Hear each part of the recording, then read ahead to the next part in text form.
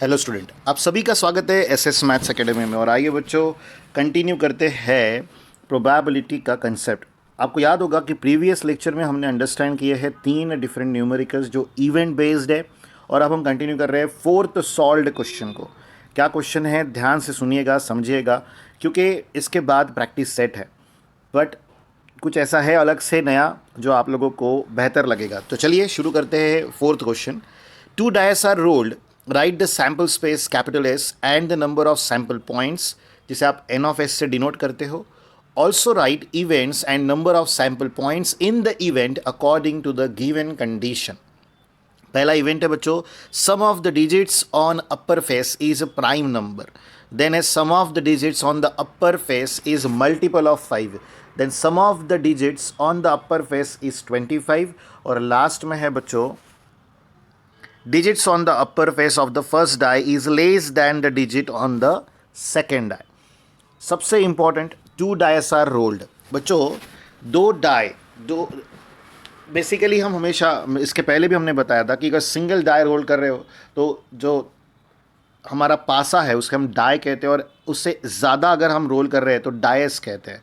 तो आपको ये सबसे पहले अंडरस्टैंड करना होगा। 2 डायस आर रोल्ड का मतलब, जब आप दो डायस को रोल्ड करोगे तो दोनों में अपटर्न्ड फेस आएगा। अब दोनों में जो अपटर्न फेस आएगा उस पर जो नंबर आने वाले हैं उन नंबर के कॉम्बिनेशंस कैसे रहेंगे, क्योंकि अगर आपने फर्स्ट वाले पर 1 आ रहा है ऐसा अगर बोल दिया तो सेकंड वाले पर 1 2 3 4 5 6 इनमें से कोई भी आ सकता है। तो पॉइंट बड़ा छोटा सा है बट हमारे लिए इंपॉर्टेंट है। चलिए आगे बढ़ते हैं। अब कंडीशन क्या है कि जब आप कोई एक नंबर के लिए आगे बढ़ोगे तो उसके पास 6 ऑप्शन रहेंगे। तो फर्स्ट डाई पर अगर आपने 1 फिक्स किया तो अदर डाई पर 6 ऑप्शंस रहेंगे, देन 2 फर्स्ट डायस पर, फिर अगेन 6। तो ऐसा हर एक नंबर के लिए एक रहेगा। जैसे लास्ट लेक्चर में हमने ये समझा था कि एक कॉइन को 2 फेसेस होते हैं, और अगर आप 2 कॉइन टॉस कर रहे हो तो आपने faces, number of faces to the power number of coins लिखना चाहिए। सिमिलर वे में यहाँ पर भी ऐसा ही करना होगा। आप number of faces of a die तो वो 6 रहेगा, और उसके पावर में आएगा नंबर ऑफ डाइस। आप कितने नंबर ऑफ डाइस रोल कर रहे हो, तो यहाँ 2 है तो 6 स्क्वेयर। तो now we have 36 possible outcomes, जिसे आप सैम्पल पॉइंट कह सकते हो। एन ऑफ एस की वैल्यू 36 आएगी। यहाँ पर सैम्पल स्पेस में क्या क्या आएगा तो बेसिकली मैं आपको बोल के बताता हूँ, बट ध्यान रखिएगा मैं सभी बोल के नहीं बता सकता। आगे है बट इंपॉर्टेंटली पहले अंडरस्टैंड कर लीजिए। सॉल्यूशन देख के तो हम बना ही लेते हैं, बट पहले अगर अंडरस्टैंड कर ले कि हमने एक न्यूमेरिकल का पूरा इंटरप्रिटेशन क्या निकाला है तो वो बहुत बेहतर होगा। तो क्या आएगा बच्चों, 1 1 1 2 1 3 1 4 1 5 1 6 1 6 तक के बाद देन 2 1 2 2 2 3 2 4 2 5 2 6, ऐसा 3 4 5 और 6 के साथ आएगा। ऐसे टोटल आपके पास 36 पॉसिबल आउटकम्स रहेंगे।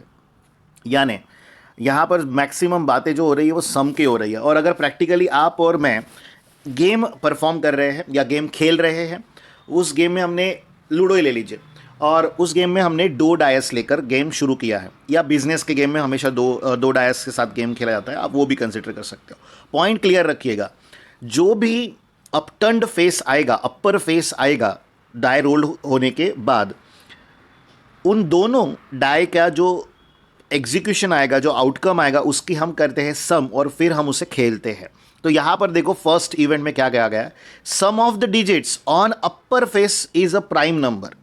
यानी क्या, 2 डायस का क्या करना है, हमें अपर फेस जो आया है उसका सम करना है, और उस सम जो है, जो भी एग्जीक्यूट होगी वो प्राइम नंबर होना चाहिए, ऐसा। अब प्राइम नंबर का मतलब क्या होता है ये आपको पता होना जरूरी है।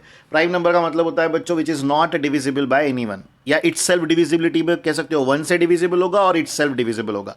एग्जाम्पल देता हूं, जैसे आप कंसिडर कर लो, आपके पास 1 है, 2 है, देन आपके पास 3 है, 5 है, देन वी हैव 7 11, आप 13, आप आगे आगे बढ़ोगे आपके पास बहुत सारे प्राइम नंबर्स एग्जीक्यूट हो जाएंगे। बट ध्यान रखिएगा, डिविजिबल बाय इट्ससेल्फ, यही प्राइम नंबर का डेफिनेशन होता है।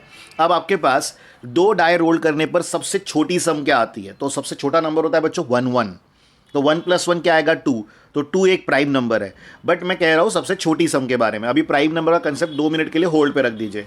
सबसे छोटी सम आएगी बच्चों 2, और सबसे बड़ी सम क्या आएगी, तो डाई पे सबसे बड़ा नंबर कौन होता है, तो होता है 6, यानी 6 6। यानी 12। तो आपके पास जो बेसिक सम है वो है 2 और जो सबसे बड़ी सम है वो है 12, जो दो डायस के रोल करने पर आपको मिलेगी। यानी 2 से लेकर 12 के बीच में आपको सभी प्राइम नंबर्स के जो दो नंबर को सम करके वो प्राइम नंबर मिलेगा, वो सारे के सारे आउटकम्स इस नंबर 1 वाले इवेंट में लिख देने हैं। यानी 2 आएगा आपके पास, 3 आएगा, देन 5 आएगा, 7 आएगा, आप 8 नहीं ले सकते, 9 नहीं ले सकते, 10 नहीं ले सकते, बाद में आप 11 लेंगे, 11 के बाद 13 आता है, बट सबसे बड़ी सम 2 डायर रोल करने के बाद क्या होती है 12, तो आप 13 नहीं ले पाओगे। तो आपके पास ये जो भी नंबर्स एग्जीक्यूट हुए हैं 2, 3, 5, 7 और 11, ये कैसे मिलेंगे? जैसे एग्जाम्पल ले लो, 2 कैसे मिल पाएगा? 2 मिलेगा 1 से, इसके अलावा कोई ऑप्शन नहीं है आपके पास जिससे आप 1 से 2 ला सको। लेकिन जब बात आएगी 3 की, तो 3 आप दो तरीके से ला सकते हो। जैसे कंसिडरेशन कीजिए कि पहले वाले डाय पर 1 आ गया और दूसरे वाले डाय पर 2 आ गया, तो 1 + 2 क्या हो जाएगा 3। बट इसका उल्टा भी हो सकता है कि पहले वाले डाय पर 2 आए और सेकेंड वाले डाय पर 1 आ जाए, तो इसका मतलब आपके पास 3 इस सम को, जो कि प्राइम नंबर है, ये लाने के लिए दो ऑप्शन आ रहे हैं। ऐसे 5 के लिए अलग, 7 के लिए अलग और 11 के लिए अलग आएंगे, उन्हें इकट्ठा एक सेट में लिखना, यानी आपका इवेंट नंबर 1 क्लियर हो जाएगा। इसके बाद सेकंड की बात करते हैं। Sum of the digits on the upper face is multiple of 5। इसके पहले भी हमने मल्टीपल ऑफ 5 को अंडरस्टैंड किया है। मल्टीपल ऑफ 5 का मतलब 5 का टेबल। अब सबसे बेसिक सम क्या थी 2, सबसे बड़ी सम क्या थी 12। तो 2 से 12 के बीच में 5 के मल्टीपल कौन कौन है? तो 5 1 5, 5 2 10, 5 3 15। 15 12 से बड़ा वैल्यू जा रहा है, यानी आपके पास दो ही नंबर्स आते हैं 5 और 10, जो कि सम आएगी।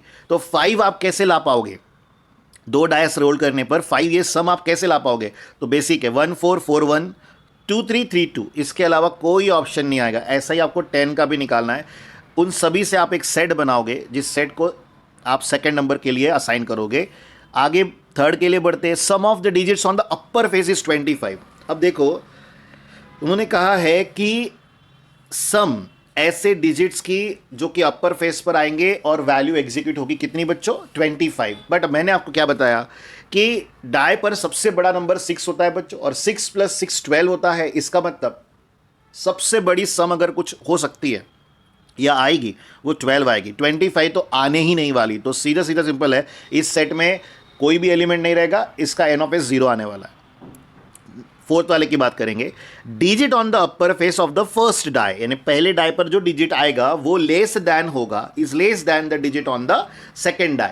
सिंपल है, सबसे छोटा नंबर 1 है, 1 1 मत लो, सेम हो जाएगा।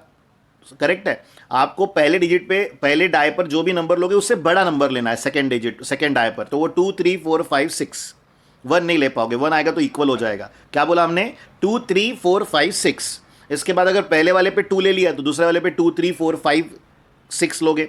देन फर्स्ट वाले पे अगर आपने 3 लिया तो सेकेंड वाले पे 4 5 6 लोगे। देन फर्स्ट वाले पे 4 लिया तो इधर 5 6 आ जाएगा। देन नेक्स्ट फर्स्ट वाले पे अगर 5 लिया तो इधर 6 आ जाएगा। बट अगर फर्स्ट वाले पे 6 लिया तो क्या डाई पे 7 दिखेगा? नहीं, तो आपको यहाँ रुकना होगा। तो चलिए अब इसी सॉल्यूशन को यहाँ पर सॉल्व होते देखेंगे। देखिए, ये है आपका सैम्पल स्पेस जो मैंने आपको ओरली बोला था। आप देख रहे हो यहाँ पर एस में 36 आपको पूरे के पूरे जितनी भी पॉसिबिलिटीज़ है लिख कर दी है। 1 1 1 2 1 3 1 4 1 5 1 6, देन 2 1 2 2 2 3 2 4 2 5 2 6, ऐसे 3 के साथ, 4 के साथ, 5 के साथ और 6 के साथ लिखा है। n(s) की वैल्यू 36 है। इसके बाद आप नोटिस करो यहाँ पर इवेंट 1 को, जो मैंने कहा था कि the sum of digits on the upper face is a prime number.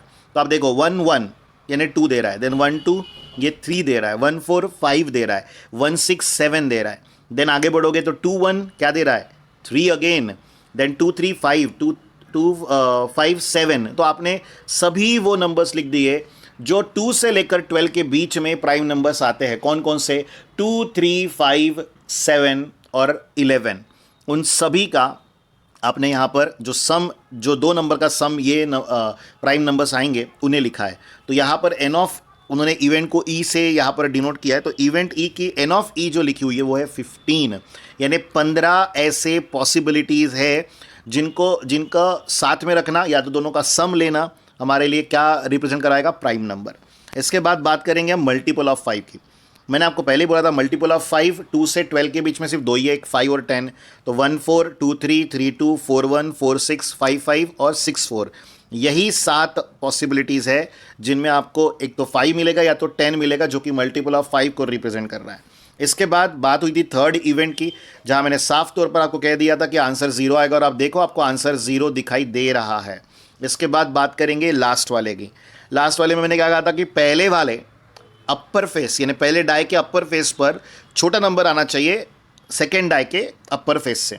तो आप देखो 1 के साथ बराबर वही मैंने जो बोले हैं वही लिखे, 1 2 1 3 1 4 1 5 1 6, देन 2 3 2 4 2 5 2 6, देन 3 4 3 5 3 6, देन 4 5 4 6 और 5 6। इसके अलावा कोई नया ऑप्शन नहीं आएगा। तो यहाँ पर उसका भी जो नंबर ऑफ सैम्पल पॉइंट लिखते हैं हम, वो लिखे हुए 15। तो ये है बच्चों आपके न्यूमेरिकल्स जो सॉल्व करके हमें मिले हैं। और अब आप देखो यहाँ पर प्रैक्टिस सेट 5.3 है, बट मैं आपको ये कह रहा हूँ कि प्रैक्टिस सेट 5.3 आप आज ट्राई कीजिए प्रॉपरली, जैसा आप समझते हो न्यूमेरिकल को वैसा बनाने की कोशिश कीजिए। और नेक्स्ट लेक्चर में हम प्रैक्टिस सेट 5.3 को टोटल हैंड रिटन नोट्स जैसा आपको एक्सप्लेन करेंगे, जिससे आप एक बार क्रॉस चेक कर पाओगे कि जो आपने समझा, जो आपने इम्प्लीमेंट किया, क्या आप सही सोच रहे हो। ध्यान रखिएगा, न्यूमेरिकल का गलत होना कोई बुरी बात नहीं है। एक आधा न्यूमेरिकल गलत हो जाता है तो हमें सीखने मिलता है कि हमने सोचना कैसे चाहिए, क्योंकि प्रोबेबिलिटी में जितना बेहतर आप न्यूमेरिकल को समझोगे उतना ही बेहतर आप उसे लिख पाओगे और सही भी लिख पाओगे। ध्यान रखिएगा, समझना ही बड़ा इंपॉर्टेंट होता है। तो इस प्रैक्टिस सेट 5.3 को, जिसमें कितने न्यूमेरिकल्स आपको दिखाई दे रहे हैं, 6, इन्हें प्रॉपरली अंडरस्टैंड कीजिए, सॉल्व करके रखिए, और जैसे ही नेक्स्ट लेक्चर अपलोड होता है आप उसमें ज़रूर देखिएगा कि क्या आपने न्यूमेरिकल सही किया है या गलत किया है। और अगर कोई न्यूमेरिकल नहीं भी समझा होगा तो वो भी आपको समझा दिया जाएगा। अब बच्चों आगे बढ़ते हैं और अंडरस्टैंड करते हैं सबसे इंपॉर्टेंट कंसेप्ट को, which is probability of an event. क्योंकि प्रोबेबिलिटी नाम का चैप्टर हम अंडरस्टैंड कर रहे थे, लेकिन अब तक कहीं पर भी प्रोबेबिलिटी आई ही नहीं, हमने अभी तक इवैल्यूएट ही नहीं की प्रोबेबिलिटी। तो अब आपको वो करने मिलेगी। तो ध्यान से सुनिए और समझिए, probability of an event basically क्या होता है। आप एक एक्सपेरिमेंट परफॉर्म करते हो, उस एक्सपेरिमेंट में पॉसिबिलिटी एग्जीक्यूट होती है। मैं आपको बहुत सिंपल सा इसका एग्जाम्पल देता हूं जो कि बहुत ही ज़्यादा, यानी आप लोगों ने डे टू डे लाइफ में जिया है, अगर नहीं जिया तो अभी आप करके देख सकते हो। वो है कॉइन टॉसिंग का। कंसिडर कर लीजिए आप एक क्रिकेट मैच देखना देख रहे हो, और 2 टीम के बीच में टॉस होने वाला है। अब 2 टीम अगर टॉस करती है, और अगर कंसिडर करिए आप और मैं, हमने एक रेफरी रखा, उसने कॉइन टॉस किया, मैंने कॉल किया हेड, तो आपको ये बताने की ज़रूरत नहीं है कि भाई अभी आपका टेल आएगा तो आप जीतोगे, या मेरा हेड नहीं आएगा तो आप जीतोगे। ये अंडरस्टूड है कि जो कॉल किया गया है अगले से, क्योंकि उसने जब हेड कॉल किया तो वो उसका फेवरेबल इवेंट हो गया। फेवरेबल इवेंट का मतलब क्या कि उसने हेड को अपनी सक्सेस माना, और टेल आपकी सक्सेस मान लिया। तो बेसिकली अगर अपटर्न्ड फेस, यानी जो भी कॉइन टॉस के बाद वैल्यू जो फेस आएगा, ऊपर आएगा, अपटर्न्ड आएगा, अपर फेस आएगा, वो अगर हेड आता है तो मैं जीत गया, बट अगर टेल आता है तो आप जीत गए। लेकिन जैसे ही कॉइन टॉस किया गया, ध्यान रखिएगा, कॉल क्या करना चाहिए ये भी तो पता आना चाहिए। तो उस समय जब कॉइन टॉस किया गया तो आपके दिमाग में भी आइडिया क्लियर थी और मेरे दिमाग में भी आइडिया क्लियर थी, क्या कि यहाँ पर 2 ही आउटकम्स है, हेड या टेल। मैं ये थोड़ी बोलूँगा वहाँ पर कि स्पेड ऑफ एस आ जाए, एस ऑफ स्पेड आ जाएगा करके। आप अंडरस्टैंड कर रहे हो, काला पान इस पिक का इक्का आ जाएगा, ऐसे थोड़ी बोल सकता हूँ। वहाँ तो इवेंट, वो तो एक्सपेरिमेंट ही ख़राब हो जाएगा। क्यों? क्योंकि बात हो रही थी कॉइन टॉसिंग की। कॉइन टॉसिंग में कहीं पर भी प्लेइंग कार्ड का कोई संबंध ही नहीं आता है, कोई रोल ही प्ले नहीं होता है। मैं बोलूँगा 6 आएगा, कॉइन टॉसिंग में 6 आएगा, बकवास कर रहे हो, बात समझ रहे हो। तो आपको जब कोई एक्सपेरिमेंट परफॉर्म करते हो तो उसके पॉसिबल आउटकम्स के बारे में पता होता है, आप उन्हीं आउटकम्स को वहाँ एक्सपेक्ट करते हो। कॉइन टॉस कर रहे हो तो हेड और टेल की बात होगी, अगर डाई रोल कर रहे हो तो वहाँ पर 1 2 3 4 5 6 की बात होगी। अगर हम playing card, well shuffled playing card में से कोई एक कार्ड बना रहे हैं, तो मैं जानता हूँ कि 52 playing cards, 4 different suits, 2 different colours, आप समझ रहे हो, क्वीन, जैक, एस, किंग, इनमें से कोई तो भी एक ऐसे कोई कार्ड्स हो गए, न्यूमरल या पिक्चर कार्ड, जिसमें फेस कार्ड भी कहा जाता है उसे, तो ऐसे कुछ एग्जीक्यूशन होगा। अगर मैं किसी एक पॉट में से जहाँ पर 3 कलर्स के बॉल रखे हुए हैं और रेड, ग्रीन और ब्लैक, और अगर मैं उसमें से बॉल निकाल के बोलता हूँ कि नहीं मुझे अब वाइट बॉल निकालना की दिखाइए, तो कैसे पॉसिबल होगा? तो अंडरस्टैंड करो, हमें जो भी एक्सपेरिमेंट करते रहते हैं उसके नंबर ऑफ पॉसिबल आउटकम्स हमेशा नोन होते हैं और उनमें से एक हमारा फेवरेबल होता है। जैसे अभी हम कॉइन टॉसिंग के बारे में डिस्कशन कर रहे हैं, तो अगर आप और मैं कॉइन टॉस करके जिसका हेड आएगा वो विन हो जाएगा ये देख रहे हैं, तो जैसे ही मैंने कॉइन टॉस करना है मुझे नंबर ऑफ पॉसिबिलिटी, जैसे सैंपल स्पेस कहते हो, वो पता है, वो है 2। अब अगर मैंने हेड चुना है बच्चों तो मेरा सक्सेस हेड है, पर एक कॉइन पर हेड कितने बार प्रिंट होता है ये आपको यहां पर पता होना चाहिए। तो जवाब है 1 टाइम। तो जो मेरा जो इवेंट है which is one of the possibility of that random experiment, correct है, तो वो कितने में से है? टोटल पॉसिबिलिटी क्या थी? 2, और उसमें से मेरा फेवरेबल क्या था? 1। तो जब आप इनका रेशो लोगे 1/2 करोगे तो that is the value of, किसकी वैल्यू? उस पॉसिबिलिटी की वैल्यू, जिसे कहा जाता है प्रोबेबिलिटी। और यही आपको यहां पर समझाने की कोशिश की गई है। क्या है, ध्यान दीजिएगा अच्छे से, मैंने काफ़ी डिटेल में आपको एक्सप्लेन करने की कोशिश की है। इसमें भी बहुत सारे डिफरेंट एस्पेक्ट्स है, ऐसा नहीं कि नहीं है। जैसे एग्जांपल ले लो, डाई रोल कर रहे हो, अब मैं 99 पे बैठा हूँ और 99 पे मैं जब बैठा हूँ तो मुझे स्नेक एंड लैडर की बात कर रहे हैं, तो 99 पे अगर मैं बैठा हूँ तो मुझे जीतने के लिए एक ही पॉइंट चाहिए, तो मैं क्या एक्सपेक्ट करूंगा, या मैं डाई रोल करूंगा इस एक्सपेक्टेशन के साथ कि मेरा 1 आ जाए। तो डाई पर कितने बार 1 प्रिंटेड है? तो एग्जैक्टली एक ही बार 1 प्रिंटेड है, करेक्ट है। और टोटल फेस कितने डाई के? तो वो है 6। तो 6 में से कितने इवेंट फेवरेबल हो गए मेरे लिए? सिर्फ और सिर्फ एक। अब उनका रेशो ले लो 1/6, तो that is the probability of getting 1। आप समझ रहे हो? अगर आप प्लेइंग कार्ड की बात करते हो तो टोटल पॉसिबिलिटी 52 प्लेइंग कार्ड्स होते हैं बच्चों। अगर आप उसमें से बोलते हो कि मुझे रेड कार्ड चाहिए, तो रेड कार्ड 26 है। उसमें आपने किसी एक पर्टिकुलर कार्ड के बारे में पॉइंट आउट नहीं किया, आपने बोला मुझे रेड कार्ड चाहिए। अब रेड कार्ड कोई भी हो सकता है, डायमंड हो सकता है या हार्ड कार्ड हो सकता है, या उसमें से A1 2 3 4 5 6 7 8 9 10 JQK इनमें से कोई भी हो सकता है। तो अंडरस्टैंड करना है कि अब यहां पर प्रोबेबिलिटी क्या लिखोगे। तो मेरे फेवरेबल इवेंट्स क्या हो गए? 26, क्योंकि 13 कार्ड मेरे पास डायमंड के हैं और 13 कार्ड हमारे पास हार्ड के हैं, तो 13 + 13 26 हो गया। तो 26 पॉसिबिलिटी है मेरे फेवरेबल इवेंट की, और कितने में से? 52 में से। अब उनका रेशो ले लो 26/52, तो दैट इज माई प्रोबेबिलिटी, जो मेरी इच्छा थी उसे कंप्लीट करने की। आप समझ रहे हो? तो यहां पर बात हो रही है उसी बारे में। Let us think a simple experiment. A bag contain 4 ball of same size, 3 of them are white and the 4th is black, यानी 3 व्हाइट बॉल है और एक ब्लैक बॉल है। You are suppose to pick 1 ball at random without seeing it, यानी आपने देखना नहीं है, आंखें बंद करके उस पॉट में से एक बॉल उठा लेना है। अब एक बात बताइए कि अगर उस पॉट में से आप आंखें बंद करके बॉल निकालते हो तो आपके दिमाग में क्या चल रहा है कि यार व्हाइट बॉल निकला होगा या तो ब्लैक बॉल, दोनों में से कोई एक ही निकलेगा। आपने कलर देख लिया, आपने नंबर ऑफ बॉल्स भी देख लिए, लेकिन जब आप निकालने जा रहे हो तब आंखें बंद है, करेक्ट है। तो अब आंखें बंद करके जब आपने बॉल हाथ में ले लिया तो आपके दिमाग में चल रहा है कि यार हो सकता है कि मेरे हाथ में ब्लैक बॉल हो। तो ब्लैक बॉल, टोटल बॉल कितने थे? 4 में से आपने ब्लैक बॉल निकाला। अगर ये सोचते हो कि ब्लैक बॉल निकाला होगा तो उसकी प्रोबेबिलिटी होगी 1/4। और अगर आप सोचते हो कि व्हाइट निकाला होगा तो उसकी प्रोबेबिलिटी होगी 3/4। ऐसा क्यों? क्योंकि उस पॉट में 3 ब्लैक बॉल है और 3 व्हाइट बॉल है और चौथा बॉल जो है वो क्या है? एक ब्लैक बॉल है।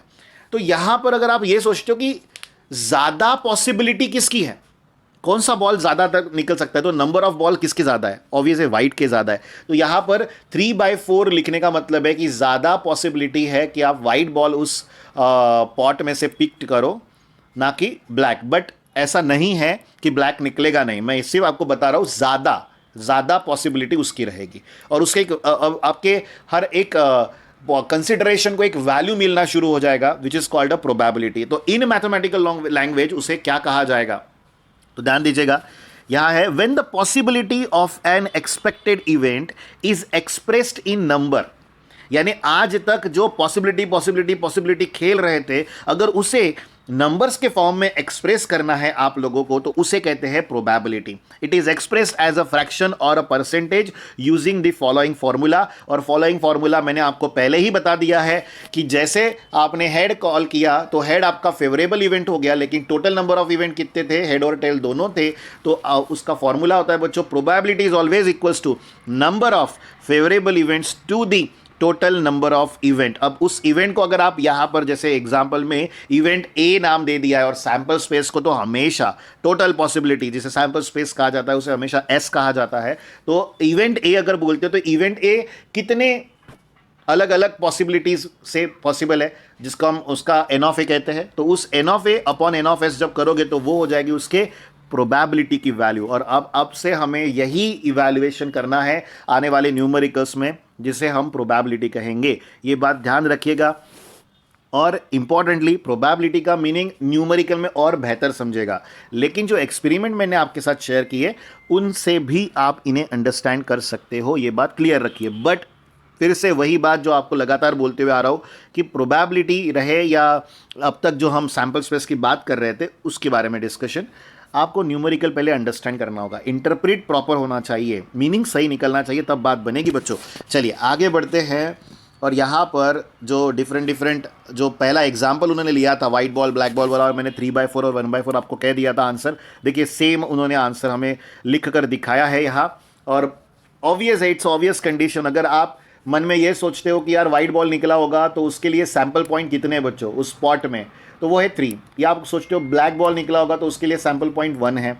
इट्स ऑब्वियस कंडीशन कि आप उसकी प्रोबेबिलिटी को, टोटल नंबर ऑफ बॉल्स कितने पॉट में 4, वाइट की सोचते हो तो फेवरेबल अगर वाइट होता है आपका तो 3 है, तो उसका अगर रेशियो लेते हो तो 3/4 आ जाएगा। अगर ब्लैक सोचते हो तो वो ब्लैक फेवरेबल हो गया तो उसमें 1 ही है तो वह 1/4 वैल्यू हो गई। तो इस तरह का कंसेप्ट है ओवरऑल।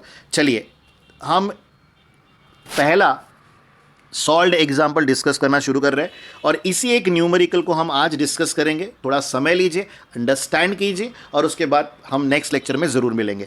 देखिए बच्चों, यहां पर फर्स्ट क्वेश्चन में क्या कहा गया, find the probability of the following when 1 coin is tossed. यही तो डिस्कशन है हमारा, 1 कॉइन टॉस, यही एग्जाम्पल हमने डिस्कस किया है, तो बहुत आसान रहेगा अंडरस्टैंड करना। उन्होंने क्या बोला, फर्स्ट गेटिंग हेड, सेकंड क्या बोला, गेटिंग टेल। तो दोनों एक्सपेरिमेंट परफॉर्म कर रहे हो। अब सवाल और जवाब बड़ा सिंपल सा है। सैंपल स्पेस अगर लिखते हो इस एक्सपेरिमेंट की तो उसमें 2 ही ऑप्शन आएंगे बच्चों। एक कॉइन अगर टॉस करते हो तो हेड या टेल, इसके अलावा कुछ हो ही नहीं सकता। एन ऑफ एस की वैल्यू 2 हो गई। और अगर इवेंट ए की बात करते हो जो कि गेटिंग हेड है, तो एक कॉइन टॉस करने पर हेड कितने बार प्रिंटेड है, तो एक ही बार है, तो ए में एक ही ऑप्शन आएगा, यानी एन ऑफ ए आपका 1 रहेगा। और अगर आप उसकी प्रोबेबिलिटी निकाल रहे हो तो आपको n of A upon n of S करना होता है, which is called number of favourable events to the total number of events. यानी probability is the ratio of number of favourable events, कोई भी इवेंट जहां अभी फिलहाल के लिए इवेंट ए है यहाँ, divided by total number of event जिसे आप एन ऑफ एस कहते हो। सिमिलर वे में अगर गेटिंग टेल है, गेटिंग टेल के बारे में अगर हम डिस्कस करते हैं तो सिंपल है, किसी भी कॉइन पर टेल भी एक ही बार प्रिंटेड है, तो बी इस इवेंट का जो सेट बनेगा उसके अंदर फेवरेबल इवेंट सिर्फ टी आएगा, और एन ऑफ बी जब आप लिखोगे तो वो 1 होगा। तो अगर उसकी आप प्रोबेबिलिटी इवैल्यूएट करते हो तो फिर से क्या आएगी, 1/2। वैसे भी आपने यहां पर समझदारी दिखानी चाहिए कि एक कॉइन के कितनी फेसेस होते हैं, तो जवाब है 2, और दोनों अलग अलग होते हैं, तो उनकी प्रोबेबिलिटी जो है वो 50-50 रहेगी। 50% पॉसिबिलिटी रहेगी दोनों के आने की। तो 50% को अगर आप 100% में से कैलकुलेट करते हो तो 1/2 एज अ रेशियो भी एक्सप्रेस किया जा सकता है। तो चलिए बच्चों, आपसे बहुत जल्द मुलाकात होगी न्यू लेक्चर के साथ। और ध्यान रखिएगा कि पहला लेक्चर आएगा प्रैक्टिस सेट, जो हमने अभी प्रीवियसली डिस्कस किया उसके ऊपर, वो पहले आप सॉल्व कीजिए, लेक्चर अपलोड होगा उसके साथ क्रॉस चेक कीजिए, और फिर हम प्रोबेबिलिटी के इन सॉल्व्ड न्यूमेरिकल्स को या एग्जाम्पल्स को डिस्कस करेंगे, और उसके बाद इसका भी प्रैक्टिस सेट आपके साथ डिस्कस किया जाएगा। बच्चों, अगर आपको हमारा वीडियो पसंद आता है तो शेयर कीजिए, लाइक कीजिए, और चैनल को सब्सक्राइब करना बिल्कुल भी ना भूलें, और अपने दोस्तों के साथ ज़रूर शेयर करो, क्योंकि जब आपके दोस्त भी आपकी तरह समझेंगे तो आपस में एक प्रॉपर डिस्कशन होगा, जिससे हमारी हमेशा समझदारी में बढ़ोतरी होती है। ध्यान रखिएगा, छुपाओगे तो कम होगा, जितना ज़्यादा बांटोगे उतना बढ़ेगा। बाय बच्चों।